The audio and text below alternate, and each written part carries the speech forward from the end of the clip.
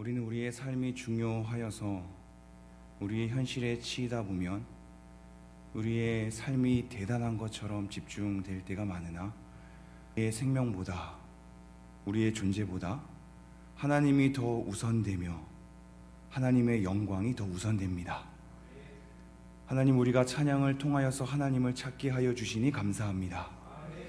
우리는 너무나 두려울 때가 많고, 우리는 너무 겁날 때가 많아서, 우리는 너무나 불안할 때가 많고, 우리는 너무 걱정이 많을 때가 많아서 항상 초라하게 우리의 하루의 삶을 감당하지만 하나님께서 우리를 지켜주신다니 감사합니다. 하나님, 우리의 요새가 되어주시니 감사합니다. 하나님, 우리의 산성이 되어주시니 감사합니다. 하나님은 정말로 깊고 정말로 크신 분이라 우리가 그 안에 거할 수 있나이다. 우리의 보잘것없는 인생을 다시 한번 익히 관찰하시고 굽어 살피사 우리에게 손 내미시고 우리를 안아주시니 감사합니다. 하나님, 그 품에 안기려합니다. 이 시간 하나님을 생각하며 우리 초라한 인생을 다시 한번 주목하시면서 우리의 이름을 부르시는 하나님의 넓음 안에 안기려합니다. 우리를 안아주시고 하나님의 은혜 안에 거하게 하여 주셔서 나의 힘이 되신 여호와를 앙망한다고 다시 한번 고백할 수 있도록 우리를 이끌어 주시옵소서. 말씀을 통해서 다시 한번 깨닫게 하여 주셔서 하나님의 높음을 찬미하며 그 찬미 가운데 우리의 현실을 돌아보아 우리가 주어진 현실을 하나님 안에서 정직하게 걸어낼 수 있도록 은혜를 베풀어 주옵소서. 이 모든 말씀 우리 주 예수 그리스도 이름으로 기도합니다. 아멘. 함께 말씀 보도록 하겠습니다. 고린도후서 1장 3절부터 9절까지 말씀입니다. 고린도후서 1장 3절부터 9절까지 말씀입니다. 찬송하리로다. 그는 우리 주 예수 그리스도의 하나님이시요 자비의 아버지시요 모든 위로의 하나님이시며 우리의 모든 환난 중에서 우리를 위로하사 우리로 하여금 하나님께 받는 위로로서 모든 환난 중에 있는 자들을 능히 위로하게 하시는 이시로다. 그리스도의 고난이 우리에게 넘친 것 같이 우리가 받는 위로도 그리스도로 말미암아 넘치는도다. 우리가 환난 당하는 것도 너희가 위로와 구원을 받게 하려는 것이요 우리가 위로를 받는 것도 너희가 위로를 받게 하려는 것이니 이 위로가 너희 속에 역사하여 우리가 받는 것 같은 고난을 너희도 견디게 하느니라. 너희를 위한 우리의 소망이 견고함은 너희가 고난에 참여하는 자가 된 것 같이 위로에도 그러할 줄 알미라. 형제들아, 우리가 아시아에서 당한 환난을 너희가 모르기를 원하지 아니하노니 힘에 겹도록 심한 고난을 당하여 살 소망까지 끊어지고 우리는 우리 자신이 사형 선고를 받은 줄 알았으니 이는 우리로 자기를 의지하지 말고 오직 죽은 자를 다시 살리시는 하나님만 의지하게 하심이라. 아멘. 저희는 전에 로마서 8장을 통하여서 우리가 고난 가운데 있을 때, 그래서 하나님께 어떻게 기도해야 하는지를 알지 못할 때에도 성령이 말할 수 없는 탄식으로 우리를 위해서 친히 간구하신다는 것을 보았습니다. 성령님께서 우리를 위해 친히 간구하시는 것을 통해서 우리가 기도의 자리로 나아가야 함을 한번 보았단 말이죠. 그러한 일하심을 우리가 이미 확인하였으니 또 다른 측면에서 우리의 어려움 가운데 하나님은 어떻게 일하시는가를 한번 살펴보죠. 우선 3절 말씀 읽겠습니다. 찬송하리로다. 그는 우리 주 예수 그리스도의 하나님이시요 자비의 아버지시요 모든 위로의 하나님이시며. 지금 이 바울의 찬송하는 고백을 여러분이 따라오시겠는지요? 우리의 삶의 분주함 속에서 지금 예배의 자리로 나왔을 때에는 갑자기 등장하는 찬양의 고백 앞에 우리는 집중이 잘 되지 않지요. 이 마음이 쫓아가기가 어렵습니다. 근데 지금 이 바울의 고백은 어느 정도의 과정을 지나온 거거든요. 하나님을 왜 지금 찬미하고 있을까요?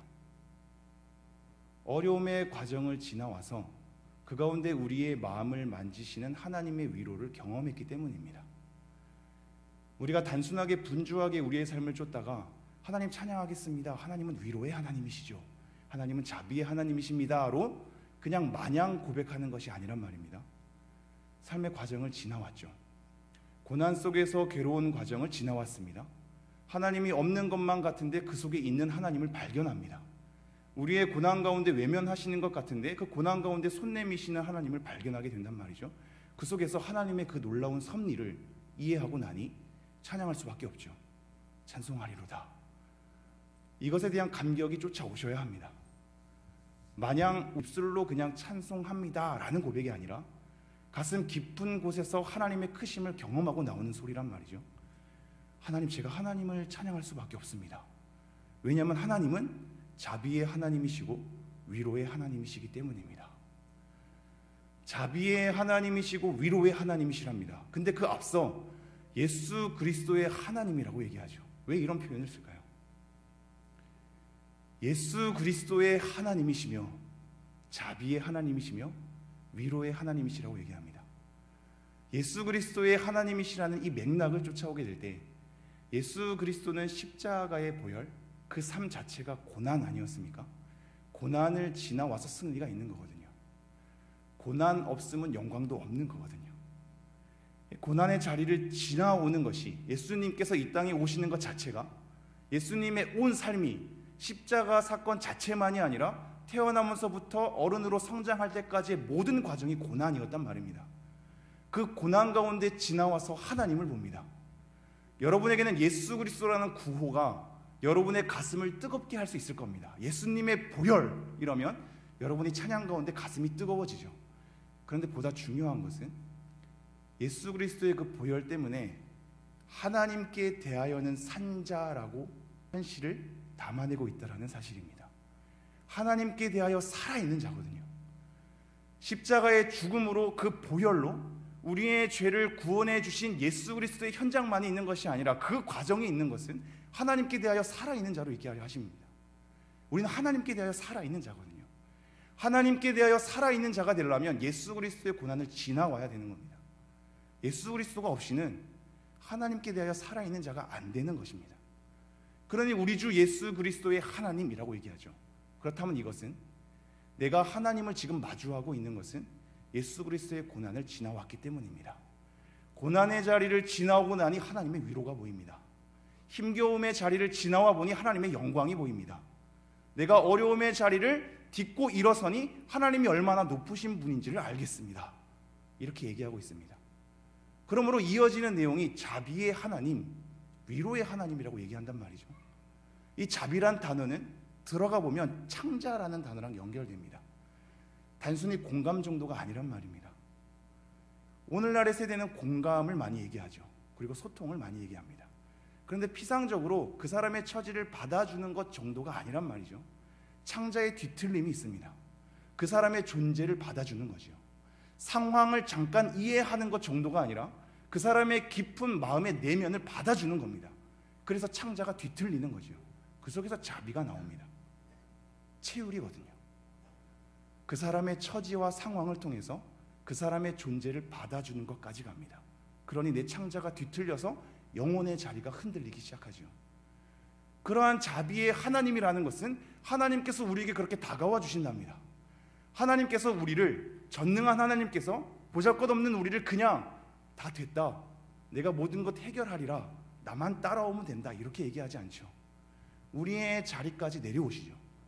창자의 뒤틀림, 영혼의 흔들림까지 우리를 만져주시죠. 그리고 우리의 존재를 받아줍니다. 상황을 넘어서 우리의 존재를 받아준단 말입니다. 이 속에서 자비가 나옵니다. 우리가 흉내낼 수 없죠. 자비의 하나님. 그리고 그 속에서 위로가 나옵니다. 위로는 옆에서 함께 붙들러서 얘기하는 거거든요. 파라클레시스, 성령이랑 똑같은 단어입니다. 옆에서 우리에게 얘기하는 겁니다. 그냥 마냥 조언하겠습니까? 그렇지 않습니다. 우리의 상황을 이해하는 하나님께서 우리의 존재를 받아주기 때문에 우리의 마음을 들어주시고 그 속에서 하나님께 주시는 위로를 우리에게 허락한단 말이죠. 하나님께서 이런 하나님이라는 것을 바울이 쫓아가면서 고백하고 있습니다. 하나님, 정말 하나님은 자비의 하나님이십니다. 정말 하나님은 위로의 하나님이십니다. 그러니 예수 그리스도의 고난을 넘어서서 하나님께 대하여는 산자로 우리를 만드셨습니다. 이렇게 얘기하고 있는 거거든요. 여러분은 하나님을 어떻게 생각하고 계십니까? 자비의 하나님과 위로의 하나님에 대해서 여러분은 어떻게 마음속에 담아내고 계시는지요? 우리가 하나님을 어떻게 경험하는 것과 상관없이 말씀에서 증언된 대로 쫓아가기를 힘써야 하거든요. 여러분이 경험한 하나님만 나에게 있어서 하나님이 아니라 여러분이 경험하지 못한 하나님도 성경의 증언을 통해서 나의 하나님이 되어야만 합니다. 우리가 9절 말씀 한번 함께 읽어볼까요? 9절 말씀 시작. 우리는 우리 자신이 사형 선고를 받은 줄 알았으니 이는 우리로 자기를 의지하지 말고 오직 죽은 자를 다시 살리시는 하나님만 의지하게 하심이라. 오늘 제목이 환난 중에도인데, 우리가 환난 가운데 하나님께서 어떻게 일하시는가를 계속해서 보고 있습니다. 자비의 하나님과 위로의 하나님이 우리에게 어떻게 펼쳐지고 있는가를 보고 있거든요. 그에 앞서서 우리는 이런 질문을 할 수 있죠. 하나님 왜 우리에게 환난을 허락하신단 말입니까? 하나님은 왜 환난을 막지 않으십니까? 하나님께서 막아주면 될 것 같은데 왜 막지 않으시고 우리를 환난을 당하게 하신단 말입니까? 이것이 우리가 가지고 있는 울분이거든요. 그런데 예전에도 앞서 살펴봤듯이 로마서 말씀을 통해서 하나님께서 그렇게 우리를 고난 가운데 겪게 하시는 것은 우리로 하여금 인격적 관계를 만들어내셔서 우리 자체, 우리 존재를 사랑하시기 때문이다라고 말씀드렸습니다. 존재 자체를 사랑하기 때문에 모든 것을 막지 않으시고 우리의 선택과 과정을 겪어서 그 고난을 삼키게 한단 말이죠. 이러한 로마서의 맥락과 또 다르게 오늘 말씀에서는 하나님께서 그렇게 일하시는 방식을 취하시기 때문이다 라는 것을 일러두고 싶습니다. 하나님은 우리의 환난을 막지 않으십니다. 왜 그럴까요? 우리는 이렇게 기도하죠. 하나님 우리의 환난을 막아주십시오. 어려운 일을 겪을 때마다 하나님께서 앞서 움직이셔서 우리의 어려움을 다 제거해 주셨으면 좋겠습니다. 이게 우리의 솔직한 심정이죠. 하나님은 물론 그렇게 일하실 수도 있지만 일반적인 경우로서는 그렇게 일하시지 않습니다. 왜 그럴까요? 환난이 일어난다는 것 자체는 단순히 사탄의 움직임만이 아니라 이 우리의 삶의 구조 가운데 우리의 욕망과 함께 되는 선택의 측면이 있기 때문입니다. 환난을 막아낸다는 것은 우리의 선택을 막는다는 것이고 삶의 구조를 뒤바꾼다는 것이며 사탄의 움직임을 제어한다는 것입니다. 물론 근본적인 의미에서 사탄은 이미 제어당했죠. 그러나 아직까지 공중권세 잡은 자로 우리 가운데 일하고 있단 말입니다. 하나님께서 환난을 막게 되면 사탄의 모든 움직임도 막게 되고 삶의 구조마저 뒤틀린 우리의 삶의 구조를 닫고야 되며 우리의 삶의 선택마저도 선택할 수 없게 우리를 매어야 합니다. 선택이 우리 가운데 없는 거죠. 이것이 하나님께서 일하시는 방식일까요? 그렇지 않단 말입니다. 그러니 우리의 현실을 겪게 하고 뒤틀린 삶의 구조를 다시 한번 직면하게 하고 그 가운데 우리가 분별하며 상황을 이해하며 그 가운데 선택하며 후회하게 하시며 연약함을 경험하게 하셔서 하나님의 위대함 속에 나아가게 하신단 말입니다. 이게 하나님의 일하시는 방식이기 때문에 우리에게 환난을 제거하지 않고 막아서지 않습니다. 당하게 하시죠. 당하게 하십니다. 우리의 어설픈 선택에 고난 가운데 내버려 두신단 말입니다. 하나님은 그러한 삶으로 우리를 이끌어 가십니다. 여러분 욥기가 생각나는지요? 욥기를 보면 새 친구와의 대화 가운데 하나님은 등장하지 않거든요. 한동안 계속해서 등장하지 않다가 마지막에 등장하죠. 우리가 당하는 환난 가운데 하나님 어디에 계십니까? 왜 막아주시지 않습니까?가 우리의 울분인데 하나님은 그 모든 걸 지켜보고 계시죠. 그리고 나중에 등장합니다. 근데 여러분 더 기가 막힌 것은 에스더서와 룻기서를 살펴보십시오. 하나님이 아예 등장하지 않습니다. 하나님이 아예 등장하지 않습니다. 욥기에서는 마지막에 등장하기라도 하는데 에스더서에서는 하나님이 등장하지 않습니다. 룻기서도 마찬가지입니다. 하나님의 언급은 되어 있지요. 그들의 고백 가운데. 그러나 하나님께서 그 가운데 침투해 들어오셔서 직접 말씀을 한다거나 어떤 역사를 일으키지 않는단 말입니다. 우리가 그 속에서 무엇을 배울 수 있을까요? 하나님이 없는 것 같은데 그렇지 않구나를 배우게 되죠. 하나님이 움직이지 않는 것 같은데 그렇지 않구나를 우리가 느끼게 됩니다. 우리 가운데 여전히 환난을 막지 않으시는 하나님께서 우리의 삶을 방관하는 것 같은데 그렇지 않음을 룻기서와 에스더서를 통해서 배우게 되죠. 하나님은 그렇게 침묵하시면서 우리가 현실을 감당하게 하시며 하나님께서 외면하는 것 같이 느끼는 현실 가운데서도 우리가 그러한 현실을 직면하게 하사 하나님을 붙들게 하십니다. 그러한 현실을 넘어서서 내가 어떠한 것을 선택한다고 되는 것이 아니구나, 내가 어떤 것을 의지적으로 결단한다고 되는 것이 아니구나를 배우게 하죠. 그래서 9절이 등장합니다. 우리는 우리 자신이 사형 선고를 받은 줄 알았으니 이는 우리로 자기를 의지하지 말고 오직 죽은 자를 다시 살리시는 하나님만 의지하게 하심이라. 환난 중에도 하나님께서 그것을 겪게 하시는 것은 결국 하나님을 다시 더욱더 붙들려 하심입니다. 이게 잘 이해되어야 하는데요, 고린도후서 12장 10절 정도에 가보면 육체의 가시를 발견하게 된 바울의 고백이 나오거든요. 그때 이렇게 말미에 고백합니다. 내가 약할 그때 곧 강함이라. 우리가 약하면 약한 거지 무슨 강함인가요? 그렇지 않습니까? 내가 약한 것이 무슨 강함인가요? 내가 환난 받는 것이 무슨 자랑입니까? 저는 환난이 싫은데요, 환난이 싫습니다. 환난 가운데 일하시는 하나님이 있기 때문에 일어서는 거지 환난 너무 당하기 싫거든요. 근데 약한 그때 곧 강함이랍니다. 왜 그럴까요? 약함 자체가 강함으로 뒤덮일 수 있을까요? 그렇지 않습니다. 약할 그때 곧 강함이라는 것은 우리가 너무 약하기 때문에, 너무너무 약하기 때문에 하나님밖에 붙들 것이 없기 때문입니다. 하나님만 붙드는 게 강함이거든요. 그 다른 어떤 곳에서 강함이 나오지 않습니다. 내가 진짜 붙들 게 아무것도 없구나, 하나님밖에 없구나, 이게 곧 강함입니다. 그래서 바울은 약할 그때 곧 강함이라고 얘기하는 겁니다. 우리가 약했을 때 다시 한번 우리의 삶의 반전을 일으켜서 강함으로 뭔가 내 삶을 일으키겠구나가 아니라 약함이 약함으로써 진행되게 하시죠. 그래서 처절하게 우리는 하나님을 붙들게 하십니다. 그런데 하나님만 그렇게 붙드는 것이 곧 강함이거든요. 우리에게 하나님밖에 없다라는 고백이 곧 강함이거든요. 그렇게 하나님을 의지하게 한단 말이죠. 그래서 고린도후서의 뒷부분에 보면 4장쯤에 이르러서 내가 이 보배를 질그릇에 가졌다라는 표현을 쓰죠. 깨지기 쉬운 질그릇에 가졌단 말입니다. 왜냐하면 하나님의 능력이 지극히 크심이, 이 질그릇 가운데 담아있는 하나님의 능력이 지극히 크심이 내가 있는 줄 알게 하기 때문이다 라고 얘기하죠. 우리의 약함이, 이 질그릇이 깨지기 쉬운 연약함 가운데 하나님의 능력의 지극히 크심을 알게 한답니다. 그런데 여러분, 이것을 잘 이해하셔야 합니다. 이게 마치 목적을 향하여서 하나님께서 능력의 지극히 크심이 하나님께 있음을 알게 하려고 우리를 연약함으로 둘러싸고 있는다는 얘기가 절대 아닙니다. 하나님만 의지하게 하려고 하나님께서 우리를 고난 가운데 밀어붙이는 것이 아니란 말입니다. 우리는 그렇게 이해할 때가 있죠.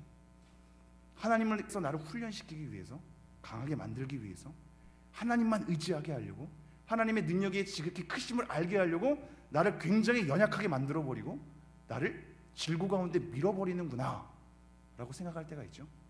여러분, 그렇지 않고 하나님은 이걸 목적하셔서 우리를 얄궂게 그러한 인생으로 몰아내시는 분이 아니라, 몰아내는 인생 가운데 우리를 내버려 두지 않고 하나님의 능력이 지극히 크심을 알게 하는 다시 목적을 삼으사 우리를 붙들고 끌고 가시는 겁니다. 이 뉘앙스의 차이를 이해하시겠는지요? 그것 때문에 우리를 그러한 수렁으로 내모시는 분이 아니라 수렁에 빠진 우리를 다시 한번 하나님의 목적으로 일으키사 능력의 지극히 크심이 어떠함을 알게 하는 것으로, 하나님만 의지하게 하는 것으로, 약할 그때에 꼭 붙드심을 통하여서 강하다는 것을 이해하기 위해서 그 목적으로 수렁 가운데 있는 우리를 붙들고 이끄신단 말입니다. 이게 하나님의 일하심입니다. 환난 가운데 일하시는 하나님이 눈에 보이시는지요? 우리는 여전히 막지 않으시는 하나님의 갑갑함 가운데, 하나님의 부재 같은 하나님의 침묵 가운데 왜 막지 않으십니까? 라고 얘기하지만 이미 당하고 있는 환난 가운데 하나님은 끊임없이 일하시죠. 자비를 만들어내시며 위로를 만들어내신단 말입니다. 그래서 4절 이렇게 이어가죠. 우리의 모든 환난 중에서 우리를 위로하사 우리로 하여금 하나님께 받는 위로로서 모든 환난 중에 있는 자들을 능히 위로하게 하시는 이시로다. 환난 중에서 우리를 위로하신답니다. 환난 가운데서 우리를 위로하시는 이끄심으로 우리를 자꾸자꾸 붙들어 세워간답니다.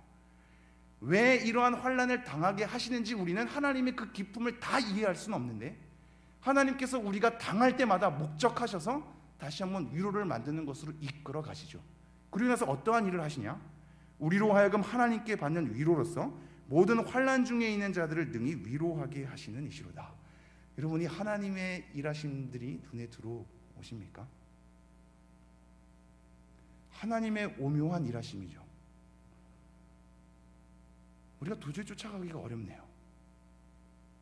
환난을 당하는데 하나님께서 어떻게 일하시냐면 우리에게 위로를 주는 일하심으로 우리를 만지시는 동시에 내가 환난 당함을 통해서 또 다른 환난 받는 자를 내 인생 때문에 위로하게 하신답니다. 내가 겪는 환난의 무거움만 내 인생에서 직면하게 되는 것으로 끝나는 줄 알았는데 하나님의 일하심은 너무 오묘하게도 또 다른 환난 받는 자들을 생각하사 내가 받는 환난을 통해서 그에게 위로를 전달하신답니다. 나는 환난 때문에 힘든데 힘든 내 삶을 통해서 누군가가 위로받는 겁니다. 너무 오묘하죠. 아마 여러분도 많은 삶을 겪어서 아실 겁니다. 관계가 하나가 된다는 것, 우리의 마음의 벽이 무너진다는 것은 사실상 능력이 많기 때문에 하나가 되지 않습니다. 오히려 부족함 때문에 하나가 됩니다. 넘침 때문에 하나가 되는 것이 아니라 오히려 모자람 때문에 하나가 됩니다. 잘남 때문에 우리가 하나가 되지 않고 오히려 못남 때문에 하나가 됩니다. 왜냐하면 잘 안 되는 사람의 힘겨움의 소리를 들으면 마음이 가거든요. 그 사람의 잘남과 그 사람의 행복의 겨움과 그 사람의 능력의 큼은 나에게 커다란 공감을 불러일으킬 수 없습니다. 부러울 때가 많고 오히려 내 처지가 상할 때가 많죠. 그래서 오히려 우리는 모자람과 부족함과 능력이 없음과 어설픔 때문에 마음이 주고받게 되고 마음의 벽이 허물어지며 하나가 된단 말이죠. 하나님께서 지금 그렇게 일하신답니다. 나는 속상해 죽겠는데 이 환난을 그냥 없애주셨으면 좋겠는데 내가 겪게 되는 이 환난을 통하여 누군가가 행복과 능력의 넘침으로 위로받을 수 없는 그 자리 가운데 내가 안 되는 걸 통해서 위로를 받게 하신답니다. 내 속상함을 통해서 위로를 전달한답니다. 내가 겪는 고난을 통해서 누군가에게 위로를 허락하신답니다. 내 인생에 잘 안 풀리는 것을 통해서 하나님은 어떠한 이에게 채움을 허락하신답니다. 이게 하나님의 신비로움입니다. 그리고 저는 그 신비로움을 우리 교회 가운데 발견하게 됩니다. 신방하면서 수많은 성도님들의 심정을 돌아보게 되거든요. 그 삶의 현실을 다시 한번 바라보게 되죠. 장로님들과 권사님들의 기도를 들으면 그 가슴 깊은 진실함이 느껴집니다. 왜냐하면 함께 한다는 것은 고난의 자리를 같이 겪어오는 것이거든요. 여러분, 우리는 이렇게 생각할 때가 많죠. 교회는 사람을 보러 오는 것이 아니라 하나님 보고 오는 것이다. 그렇지 않습니까? 근데 여러분 잘 생각해 보십시오. 하나님만 보고 온다면 다른 교회 가도 됩니다. 우리는 사람들에게 실족하지 않기 위해서 하나님 보고 교회 온다고 얘기하지만 하나님은 어디에나 계시기에 하나님만 보고 온다면 다른 교회 가면 되지 않습니까? 집에서 예배 드리면 되지 않습니까? 그런데 왜 우리가 성심교회로 모이게 될까요? 사람들 때문이거든요. 나와 함께 생을 같이 한, 고난의 자리를 같이 짊어온, 어려움의 자리를 같이 극복해온 수많은 삶의 현실들을 같이 직면해서 왔단 말입니다. 그걸 여기 있는 장로님들, 권사님들은 익히 다 아시고 경험한 것이죠. 그런데 신방을 가도 그 사람의 모든 사정을 다 압니다.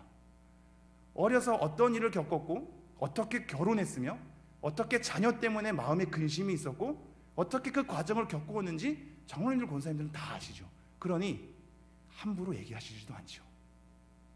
간단하게 정답을 얘기하지 않습니다. 가슴 깊이 그 사람의 현실의 자리를 고난 가운데 삼키며 같이 가는 거죠. 진정한 친구는 비가 올 때 우산을 씌워주는 게 아니라 비를 같이 맞는 사람 아니겠습니까? 고난의 자리를 겪어온 사람은 그 사람이 당면하는 고난의 자리 가운데 얼마나 힘든지를 알아서 같이 한숨 쉬는 거거든요. 옹졸하게 내가 겪어봤는데 그거 다 안다, 그건 아무것도 아니다 라고 얘기하는 사람은 고난을 겪고도 모르는 사람입니다. 고난의 자리를 진심으로 겪어온 사람은 누군가가 받는 고난의 자리가 힘겨움을 아는 거거든요. 그러니 기다려주고 그 사람의 마음을 만져주고 그 사람들이 얼마나 힘든지를 이해해서 뒤에서 기도해주고 응원하며 그 자리를 같이 감당할 수 있도록 함께 나아가는 사람입니다. 우리 많은 성도님들이 그랬을 것이고 지금 여기 있는 모여있는 성도님들이 다 그 사정을 아시지 않습니까? 우리가 주일에만 모이고 가끔씩 예배 때만 모이기 때문에 속사정을 다 일일이 모든 사람과 나누지 않았을 뿐이지, 멀리서 지켜봐서 저분이 기도의 자리를 지키셨고 저분이 말씀 가운데 나아가고 있고 저분의 가정이 지금 어려운 삶을 겪고 있는데 그럼에도 불구하고 하나님을 붙들고 나아가고 있구나, 이거를 옆에서 같이 지켜보거든요. 같이 애환을 함께합니다. 같이 힘겨움의 시절을 같이 지낸단 말입니다. 쉽게 말을 건네지 않고 쉽게 조언하지 않으면서 그 고통을 같이 감내하죠. 그렇게 교회는 지어져 갑니다. 그리고 10년, 20년 우리가 함께 해온 것이 아닙니까? 이것 때문에 떠날 수 없는 거거든요. 이것 때문에 지금 함께 하고 있습니다. 이것 때문에 옆 사람을 응원하는 것이고 이것 때문에 우리가 함께 기도하고 있는 것입니다. 그 사람이 하나님 앞에 잘 서길 위해서 기다려주는 것이고 그 사람이 힘들 때 하나님께 다시 한번 도움을 구하는 겁니다. 이것이 하나님께서 고난 가운데, 환난 가운데 누군가의 환난을 통해서 위로를 주시는 하나님의 방식입니다. 그러므로 교회됨이란 함께 이 현실을 감당해내면서 위로와 자비를 주시는 하나님 앞에 우리의 현실이 더딜지라도 같이 겪어나가며 같이 그 사람을 손붙잡아 줘서 같이 하나님께서 지어져가는 관계 가운데 들어가는 것입니다. 이게 하나님의 신비이며 교회됨을 허락한 하나님의 일하심입니다. 우리가 일하심을 생각하면서 함께 기도의 자리로 나아가 볼까요? 하나님께서 왜 우리를 성심교회 가운데 묶어두시는가? 왜 갖가지 환난과 어려움 가운데 우리를 내버려 두시는가? 나의 어려움 가운데 하나님은 또한 어떻게 일하시는가? 이거를 잠시 우리가 침묵하며 나아가 보죠.